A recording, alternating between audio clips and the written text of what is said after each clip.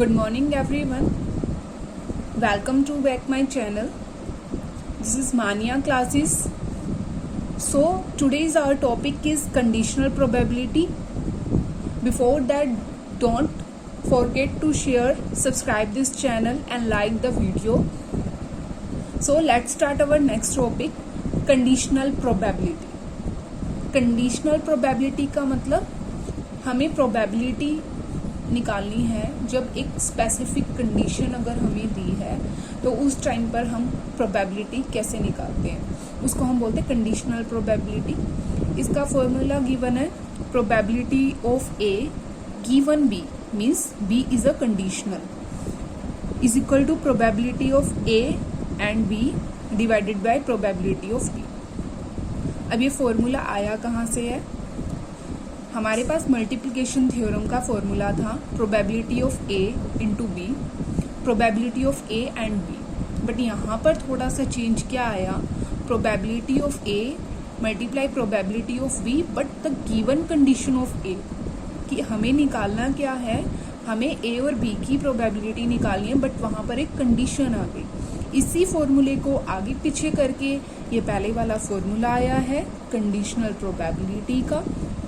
तो हम मेनली इस फॉर्मूले से जाएंगे तो हमारे जो क्वेश्चंस है वो इजीली सॉल्व हो जाएंगे. मल्टीप्लिकेशन थ्योरम का formula, probability of A into B is equal to probability of A multiply probability of B given condition B. Means A given है तो बी की प्रोबेबिलिटी क्या होगी. तो इस फॉर्मूले के थ्रू हम एक क्वेश्चन को सॉल्व करेंगे कंडीशनल प्रोबेबिलिटी का. तो एक क्वेश्चन है, अ bag contain 10 white balls and 5 black balls. 2 balls drawn at random. एक बैग है उसमें 10 white balls है, 5 black balls है. आगे बोला है 2 balls drawn at random. हमने 2 बॉल निकाली उसमें से, one after another without replacement. Means ये जो केसेस होते हैं वो होते हैं विदाउट रिप्लेसमेंट. एक निकाली बैग में से, फिर उसको रिप्लेस नहीं किया, मीन्स वापस नहीं डाला. एक बैग में 10 वाइट बॉल्स हैं, 5 ब्लैक बॉल्स हैं. हमने एक निकाली और उसको वापस नहीं डाला, फिर हमने दूसरी निकाली आफ्टर अदर विदाउट रिप्लेसमेंट. तो हमें प्रोबेबिलिटी निकालनी है, the probability that both balls drawn are black. ठीक है, तो अगर हम इसको कंडीशन से समझें कि हमने एक की प्रोबेबिलिटी एक बॉल निकाली और उस बॉल को निकाल के अपने पास रख लिया, उसके बाद फिर हमने दूसरी बॉल को निकाला. तो इसमें हम कैसे करेंगे, प्रोबेबिलिटी ऑफ ए, हमने जब सबसे पहले ब्लैक बॉल निकाली तो ब्लैक बॉल कितनी है 5, टोटल कितनी है 15. ठीक है, तो 5/15 आ गया.